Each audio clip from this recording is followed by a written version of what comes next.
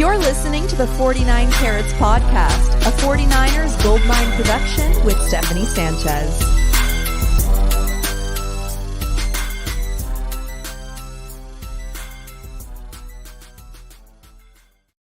What's going on, everyone, and welcome to another edition of the 49 Carats Podcast. I'm your host, Steph, and today it's a very special coming off the bye week episode, and today I'm joined by a guy who frankly does not need an introduction around these parts. He's a publisher of al-49ers.com, but also the absolute blueprint in YouTube content creation, Grant Cohn. Grant, how are you doing today? How'd you enjoy your bye week? I'm doing great. That was quite an introduction. Thank you very much. And I just want to say, since you're being so nice, your impression of Nick Bosa was perfect. So good. Man. I mean, it was just a great impression, but it was phenomenal. If people haven't seen that, you gotta watch. Is that pinned to your Twitter? Because it should be easy to find. It's not anymore, but yeah. Okay, it's been a while. Yeah, been a while, good. But I do need to do a new one of those. It's just easy. You should do one Bosa a week, just like what his week. What his speech would be. I should do one this week actually, because since he's playing his brother. He's not actually playing his brother because Joey's hurt, but yeah. If you're inspired, it would be great. You should do it. I should definitely do it. Okay, yeah, I am inspired now. Now you mention it, I'll go ahead and do that. But yeah, So, do you enjoy the bye week at all? Because it's been kind of quiet. 49ers land a little bit. I did. I tried to unplug from football as much as possible. And then that Sunday happened. I kept twitching, oh my God, I'm supposed to be somewhere. So it was hard, but it's a long season and it's nice to try to unplug a little bit and think. But I just end up just watching the other teams and being like, wow, Seattle's really interesting this year. I don't know. What did you do on your bye week? Well, pretty much the same. Again, unplug. Any chance you get to unplug from the 49ers, you just got to take that chance, And the first slate of games on Sunday were ridiculous. There were so many tied games towards the end. Red Zone was popping. I don't know if you have Red Zone, but it was. I don't get to watch it normally, so it was quite. Yeah. I had a great time. Yeah, no, it was fun. It was definitely fun. Well, in 49ers land, they opened up a couple of practice windows for some players, Elijah Mitchell, Azeez al-Shaair, and Colton McKivitz. And I know 49er fans are very excited. They're looking forward to finally being healthy, right? So obviously there's health and there's reinforcements that's on the up and up in Santa Clara, and that's great. But I know for me, I want to be able to see consistency from this team. And it's great that they got a lot of reinforcements that should help in them being able to execute on the field. But I feel like the main issue with this 49ers team has been more so just how volatile they seem sometimes and being inconsistent. And I just wonder what you think the 49ers should have focused on improving this week, because I have a few things that I have in mind. What would you say? Well, I feel like the Niners would kind of say that this is sort of their process. They've done it 2 years in a row where they don't really have very strenuous training camp. I mean, compared to the Harbaugh years, they don't play any of their players in preseason. So they try to get to the season healthy, but none of their guys are in real football shape, which is different. And so a lot of injuries early on, a lot of inconsistent play. And you sort of tread water and you make it to the bye week. And by then, your team is starting to get in football shape. You're starting to get healthy. And if you're not out of playoff contention, you might have found an identity. And you might know who you are. So I think the Niners are trying to sell us that that's where they are right now. That they found their identity on offense. It's Christian McCaffrey. It's their run game. They're going to dominate on the ground again. And Elijah Mitchell's coming back. And we'll see. They did it last year. It's kind of a weird way to go about your season. Hey, we're just going to kind of mess around for the first 2 months and hope that we're not 2-7 like the Raiders. And then our talent will show. We're too good to be bad for that long. Not that they're bad, but they've been mediocre and underperforming. So I guess what they need to find, to your point, is just straight up consistency and an identity, which shouldn't be that hard considering they've been together for 4 or 5 years and they have an identity. So I don't know. I guess we'll find out who they are in the next few weeks.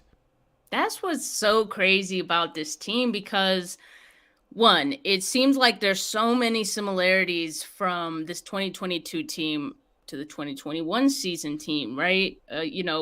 Obviously after Trey Lance went down and Jimmy Garoppolo took over, there's a lot of similarities from that point on. Like if you look at the team, one, the injuries, right? Like that's always a thing. And I don't know if you saw like Jaquiski Tartt, I forget what he was on. He was on some podcast or something like that. And he said that the 49ers practice harder than what he saw with the Philadelphia. I heard that, Eagles. but I didn't hear it during. I wanted to know, like, did you mean training camp or during the season? Well, he wasn't with them during the season, right? He was with them in training camp. Yeah. So I'd love to know more about that because whatever the Niners are doing, it's not really working that well. Right. Yeah, definitely. And just like not just the injuries, like which is obviously a reoccurring and very frustrating issue in itself, but also like the slow starts, like you mentioned, and it seems almost like they're comfortable with that now because they know they did it once. Come out of it. But yeah, they know they can come out of it. So like this lack what of a tightrope. Yeah. I mean, and then what's crazy too is like they'll win one game and get back to 500 and be like, "See, we're the best." Not like that, but like kind of just like, "See, I guess we've proven ourselves now." Like, no, because you're the team that lost to Denver. Do it again. Do it week after week, like the Seahawks have done 4 weeks in a row.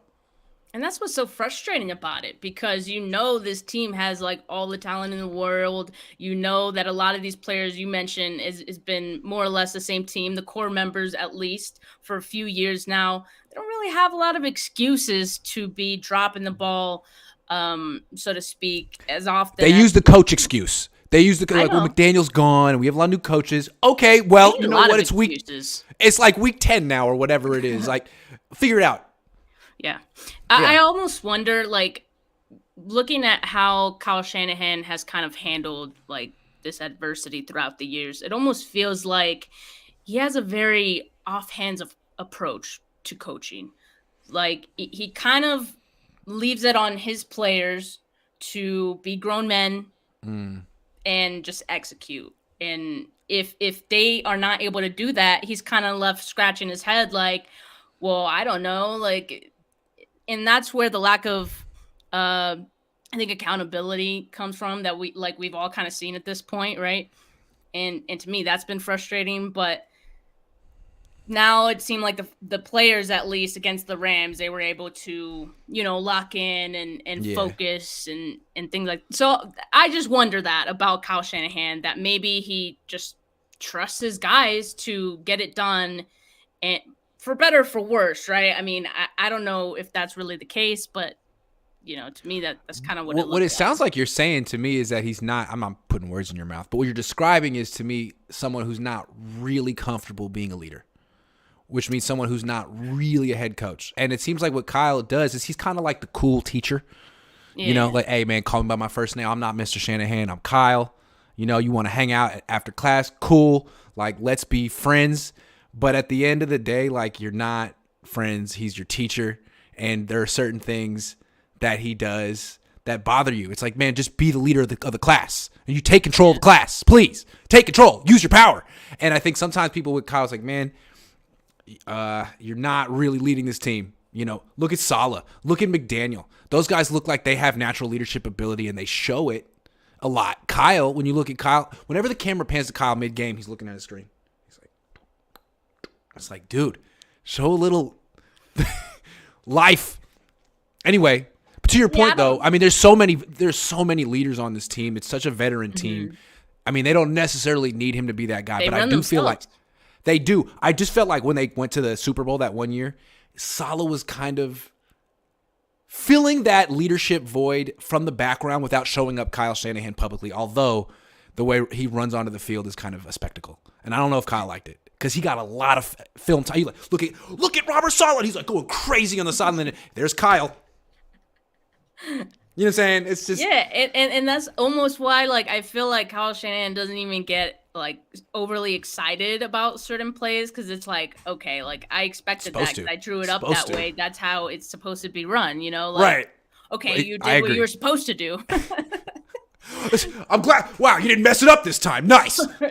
Yeah, I totally agree. Yeah, I do genuinely wonder that, and so I But isn't that more of a coordinator's mindset, like kind of a perfectionist, like stuck in, not to be negative. I mean, I think it's fair for all of us to say at this point that Kyle Shanahan is a stronger coordinator than he is a head coach. And I think some of those head coaching aspects to it will come over time. I mean, I know like Andy Reid as well had some issues that, you know, he kind of had to build towards. And, you know, so that's why I'm patient. He empowers his own coaches, which is a good thing. I mean, look how he empowered Saleh, D'Amico. Definitely. I mean, he's not like stifling other leaders on his team. He cultivates leaders. His style may work for him if he wins a Super Bowl. It may work for him. Yeah, but it is his style. We can't really say that it doesn't, right? I mean, I don't know. He's 42, right? He's 43. We'll see. Yeah, he's going to be coaching for like another 30 years. I mean, isn't that obvious? What's he going to do? And that's why I'm not a fan of we need to fire Kyle Shanahan, because another team's going to pick him up so fast. And that's true. He's a lifer. McVay may not be a lifer. McVay may be that dude who's who's an announcer forever with that voice. But Kyle's just going to be that crusty, salty dude who's like on his fourth team, like still in the playoffs. I don't know. It'll be interesting to see what happens with Kyle. Yeah. Well, like, okay, we kind of talked about it a little bit that, you know, when the 49ers win after their slow starts or, you know, after a few bad games, they feel really good about themselves, right? And I know some people back. Were saying, like we're back. We never left. But do you feel like that win against the Rams could potentially give this team false hope? Because, and let me also mention that, you know, in the past, when you beat the Rams, you're beating a contender. Right now, the Rams just looked completely lost. And so I don't know if we can really say the same. And that's kind of why I was like, I need to see consistency. I need to see more. Like, yes, that win against the Rams was great, and the offense looked great. It was clicking. The defense looked good again. I need to see more, because they've done this to me before. You know, they gaslight you a little bit. They make you think, you know, they've turned things around, and then, you know, again with a bad performance or something like that. So curious to know what you think. Yeah, the Rams are a false measuring stick, and I feel like the Niners hold up the Rams like they're a measuring stick. They're not. But I think the Chargers are an interesting game. The Niners are 1-4 outside of the division. They lost to the Falcons by 14.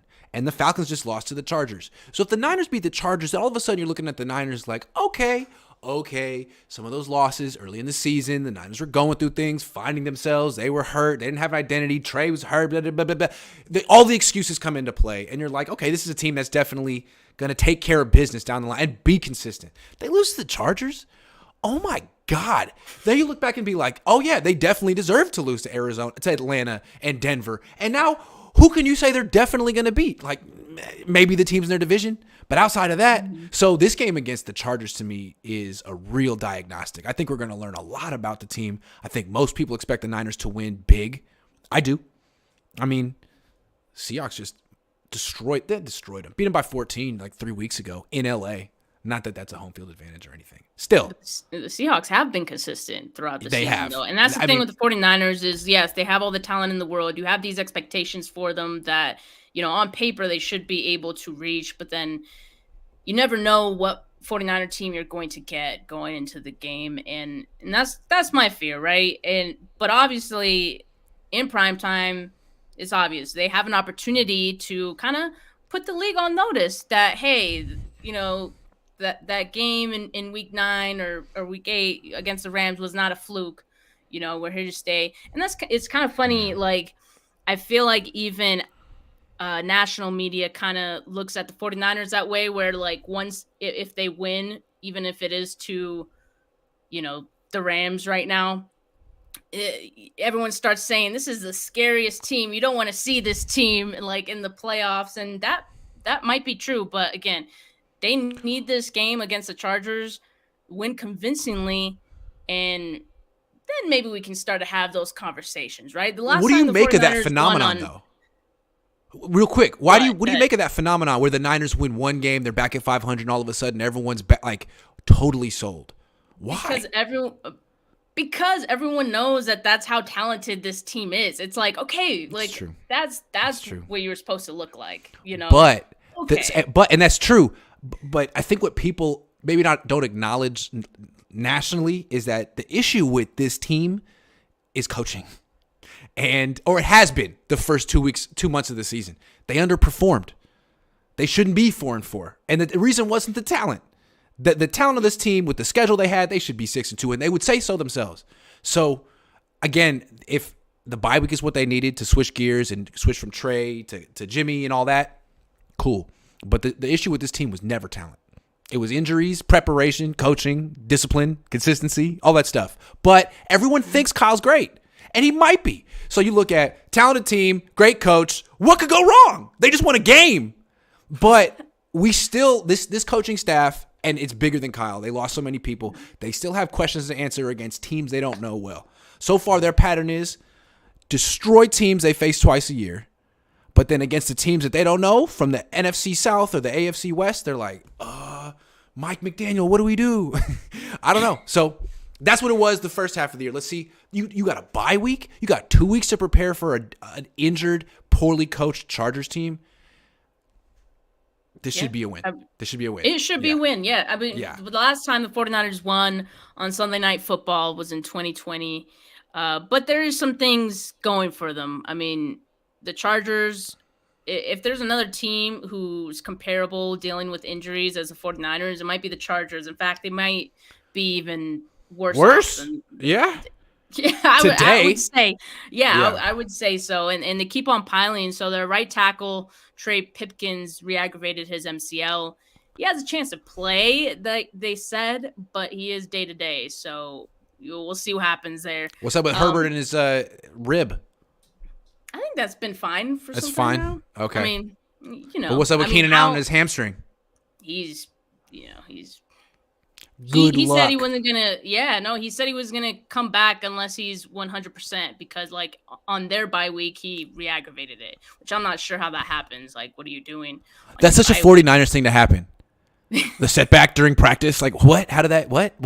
Or during a bye week? Yeah. Yes. Excuse me. Yeah, it's true. Yeah. So I mean, yeah, they're hurt, and so finally the 49ers play a team more hurt than they are.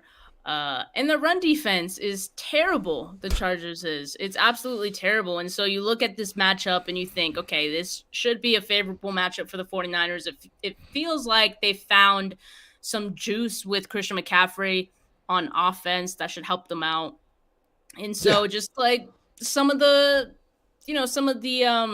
matchups that I'm looking here and just to, for the video viewers, here are all the injuries that the Chargers have right now. I mean, you see even Joey Bosa on IR, a lot of guys. But looking at some of the lineups, and just wanting to see like if there's any matchups where I'm like, that could be an issue. Like, I don't know, Khalil Mack against McGlinchey. McGlinchey like is also one of those players where I'm like, I never know which McGlinchey I'm gonna get week to week. But I mean, that's really only an issue if the Niners fall behind, which they shouldn't. Yeah, that's fair. You know what I'm saying? Like, if it's 3rd and 9 and they're behind, that's a problem. But otherwise, you probably won't even notice Khalil Mack in this game. Yeah. I mean, McGlinchey's a good run blocker, so and this is on nickel, so I mean that's a good point. So I'm not, on the offensive side of the ball, I'm not too worried. I mean, Derwin James, do we see a Jimmy Garoppolo pick in this game? Because James is pretty good on that back end, and it's a good point. I could definitely see the one. They picked him off in joint pick. Practices when I was down there last year. Asante Samuel, Derwin, they did. I don't know. I he's due, right? Because he didn't throw a pick last week. He's due. Yeah, he is due, right? So I can see that, but that might not be. The 49ers could probably work around that. No, they should win this game. They should probably run the ball 50 times in this game. I'm thinking they can run the ball 50 times. They should, Could be a Jordan Mason game, Steph. Some screens every week. Waiting for the Jordan Mason game every week. Yeah, no screens too, because no more Debo wide back. I think that's done. So more screens. So I think More so. screens. I think you did it out of necessity last year. One, it worked, and two, you needed to do it. Now it doesn't work until you don't need to do it. So I think it's done. It's too risky. They'll put him in the backfield, as a decoy. I love that. Yeah, love that. But then that'll become predictable. Sure. You'll be like, okay, it's definitely McCaffrey. And you might get a few touchdowns on the way to it, though. Just saying. Yeah. Oh, for sure they will. And that's what I'm excited about in the second half of the season. I think what we did see against the Rams that I think goes beyond, all of the issues that the 49ers had and them being able to turn that around. I think we saw how Christian McCaffrey was able to get integrated into the offense so seamlessly. Yeah. 9 days with the team, and you're able to do that? Like, yeah. Okay, I'm ready to see more. So, yeah, absolutely. I think that's definitely going to be a factor in this game. I mean, obviously, along with a lot of the, reinforcements that they're expected to get as well. Yeah. So, all right, Grant, like there's some things going on in the Twitterverse, right? 49ers Twitter, there's always a Twitter tizzy, and lately today it's been the talk of Odell Beckham, right? Where he possibly could go. And 49er fans are in disagreement, as they often are, about should the 49ers go try to sign him, right? I'll tell you my stance really quickly. I mean, I feel that, one, because John Lynch and Kyle Shanahan are always saying, we're always looking for ways to improve our team. Show us, right? I mean, that's the way to improve your team. He wouldn't make them worse. He wouldn't make them worse. He would not make them worse. And he's better than Ray McLeod. No offense. He's also better than Juwan Jennings, which better than Juwan. Some people were questioning that earlier, and I was like, hold up. No. Maybe the only thing would be like run blocking. Jennings might have an edge there, but everything else, I'm like, I'm totally okay with Beckham taking some of his snaps. But anyway, you're also taking Beckham away from a contender, potentially, right? Another contender who would look to add him, like the Eagles, the Cowboys, the Bills, a team who you may possibly face in the playoffs, much like... Same logic with McCaffrey, Rams. Same logic. Yeah, and much like the Rams last season when they got Odell Beckham, I would say he helped them make that Super Bowl push, the playoff push, and then being able to get the Super Bowl that they did. So that's why I would be on board to it. But I'm curious to know your thoughts. And I mean, it probably won't happen. Okay, I just want to say it probably won't. But I wouldn't say that. I wouldn't say that. I think the Niners have as realistic a chance to get Beckham as any other team. But I feel like from Beckham's perspective, and I know he did want to come here. It seemed like he wanted to come here, like in the 2019 season, right? It seemed like he was interested. But now you look at all the weapons on this team, and from his perspective, would he wonder, am I even going to get enough opportunities to make this worth my while? Let me lay it out from his perspective. So the Niners are really good. He knows he's not in shape. He's cleared. He'll get signed this week, but he's not ready to play. He needs to get, not even in football shape, he needs to get his conditioning up. So he needs to have a team that doesn't need him on the field right away. Niners check that box. I need a team that can sort of commit to slow playing him. And the whole idea is get him on the field so he can showcase himself in the playoffs. Or what does he want, a multi-year deal? Does he want a multi-year deal? Would you give him a multi-year deal? That's my question. No, I would think he wants to be a, not rental, I guess, in this case, but like, play out the rest of this season, and then in the off season, I would think that multi-year. So the Niners could give him a showcase. But if he wants a multi-year deal, I don't know about that, because he's 30 and he's torn the same ACL twice in the last 2 years. And I'm not saying he's washed, but it does take a toll each time. So what is he going to be like now? Is he still going to be good? Will he be average? Will he be a big name that's below average? I mean, he still could be better than Juwan Jennings. And you don't have to, like, I was against the Christian McCaffrey trade. I felt like that's too much. Those draft picks, too much. You're not giving up a draft pick. So it seems like this could be kind of a low risk, high reward play, as opposed to McCaffrey, which was high risk, high reward. So I'm not against it. If they do it, cool. But I'm not sure how much Beckham can really help. And I do think they need bigger. Like if they could get a cornerback, that would be great. Yeah, But I don't think it's gonna happen. Obviously, the 49ers do have some bigger needs. Right. Outside of that, you can argue, an interior defensive lineman, while, Kinlaw's been out, Armstead's been out, since Emmanuel Mosley went down, a corner would be Maybe great. right tackle. I don't know. But I'm just saying. Just spitballing. Quarterback, I don't know. Yeah, but so failing that, those are tough to get. I know. Yeah. And Odell Beckham's available, so hey, why not, man? Exactly. Hey, look, here's the thing. If they get Odell Beckham, my hits, your hits, our hits will go through. Do it. I want it to happen. Know, after Christian McCaffrey, like we just put him on the that was thumbnail. Great. Yeah. I kept saying I was against it, but I did it. I was like, how can I say I'm against this when this is like the greatest week of my life? I love this week. This is great. Anyway. That's awesome. Well, okay, look. The other discussion that's been happening, right? Kind of more in the background, right? But it's happening. Tom Brady, right? So he's on the last year of his contract. Jimmy Garoppolo's on a 1-year deal. Yeah. We're now getting to the second half of the season where these whispers start to happen. Trey Lance going into his third season, but returning from, broken foot. It's safe to say no matter what happens the rest of the way, neither Brady nor Garoppolo will be on their respective teams next season, right? So if Brady doesn't retire, should we be on board bringing him in for a season? He'd be 46, by the way, starting next season. Look, should we be on board? Let's answer that second. I think the first question is, would Kyle do it? Would Kyle do it? I think because he said no a couple of years ago, coming off that Super Bowl, and I think he knows he messed up. Mm-hmm. I think the whole organization knows they messed up. Would they say no twice? That would assume that Tom Brady would reach out a second time. Would he do it? Maybe. And if he does, I just don't think it's really even a decision the Niners can make. Now, if he wants a 3-year deal at 46, you might have to talk about that. Yeah, you know what I'm saying? Like, dude. I don't know, man. But at the same time, like, frankly, if you go to Trey Lance next year, you can't expect a Super Bowl.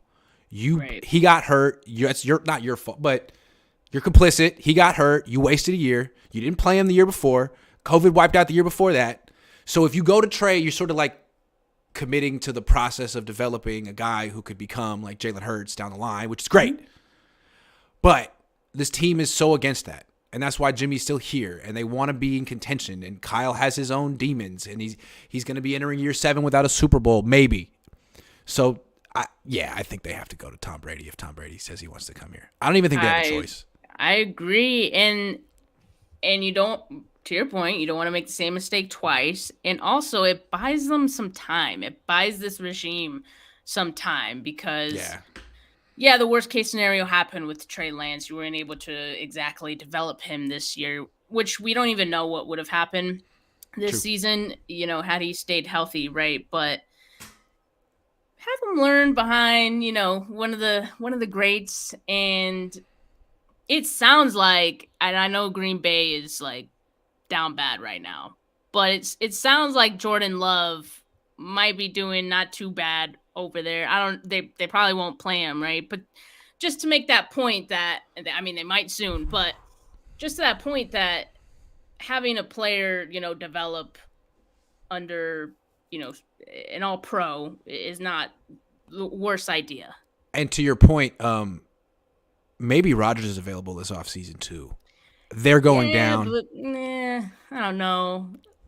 I don't know. I'm not saying he will be, but if he is, same goes for him with Brady. I don't know that the Niners could necessarily say no. And the thing is, like, if the Niners brought Rodgers or Brady in, I think they would be the favorites to win the Super Bowl next year. I mean, I don't know, assuming that they don't have any like huge injuries or losses. Doesn't mean they'd win it, but they'd be the favorites. Yeah, that's fair. Okay. So, quick question. What do you think is most likely to happen this year and next, right? Given the circumstances. Odell Beckham or Tom Brady to the 49ers? Good question. It's say Beckham. I feel like that could really happen. Like from Beckham's perspective, I don't know. I mean, he's good friends with Jimmy. It seems like him and Kyle have kind of been like flirting a little, not flirting, but I'm not gonna say flirting. Him and Lynch whispering in Lynch's ear. Yeah, it seems like it. I don't know, and it seems like the Niners they like adding stars, being talked about. Not that there's anything wrong about that, but not that there's anything wrong with that. But I think it could really happen. Brady, I'm not sure. I mean, he may prefer to go to the Raiders, although. Why would he do that? I know they're a joke. Well, I mean, it's a tax-free state. They were rumored to be. He was rumored to be interested in them to begin with. Right? Dana White said that Gruden killed the whole thing. It's West Coast ish. Josh McDaniels, although he's gonna get fired, I don't know. He about to lose his job. I mean, coming off that divorce and single Brady might like Vegas. I don't know. Not the Might be fun. worst idea. Yeah, midlife crisis Vegas. Midlife crisis Brady. Yeah, that'd be funny. Him and Lamar Odom chilling. Yeah. That'd be a mess. Sorry. That'd be a mess. No, It would. You're good. No. Sorry, Lamar. But some predictions for this game and for the second half of the season. How many games max do you think they might lose in the second half? Because the rest of the way, their schedule is very favorable. Yeah, max 3 games. But I'm giving them the benefit of the doubt. Yeah, I'm giving them the benefit of the doubt that they're the stuff that they showed in the first half of the season was just fluky stuff, and they're turning the corner. Well, we'll see. We'll wait and see. But no relapses for the 49ers. No relapses. Stop gaslighting us. Well, Grant, thank you so much for coming on the show today. This was a whole lot of fun. Definitely got to do it again sometime. Maybe the 49ers do make a run in the second half, and maybe we could do like a playoff episode or something. Let's see. Deal. This was great. All right. A lot of fun. Flipped it. All right. Thank you guys so much for watching. If you guys are interested in Grant Cohn's channels, I can't imagine you guys aren't already subscribed or following him on Twitter, but if you guys are not, his links are in the description, so go ahead and check that out. And for the audio listeners, make sure you leave a rating, and I'll check those out. And have a good rest of your night, people. Peace. Thank you.